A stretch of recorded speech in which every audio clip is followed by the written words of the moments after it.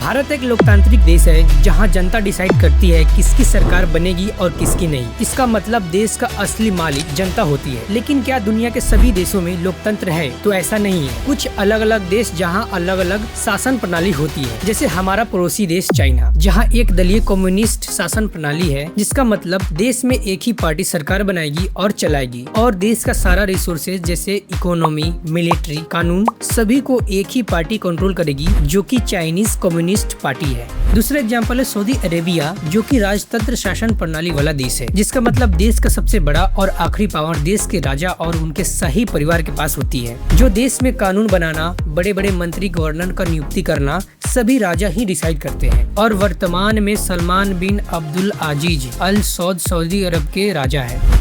तीसरा एग्जाम्पल है north Korea, जो कि अपने तानाशाह किम जोंग उन के लिए बहुत फेमस है। और नॉर्थ कोरिया में डिक्टेटरशिप या तानाशाही शासन प्रणाली है, जिसका मतलब देश का सबसे एब्सोल्यूट पावर किसी एक इंसान के पास होती है और वो देश में कुछ भी कर सकता है, बिकॉज पूरा देश ही उसका गुलाम होता है। चौथा एग्जाम्पल है ईरान, जो कि एक थ्रियोक्रेसी या धर्मतंत्र शासन प्रणाली वाला देश है, जिसका मतलब देश का सबसे बड़ा पावर धर्म गुरुओं के पास होती है, जिसे सुप्रीम लीडर कहते हैं। देश के सभी महत्वपूर्ण राजनीतिक, सैन्य और न्यायिक फैसलों पर सुप्रीम लीडर का ही अंतिम प्रभाव होता है।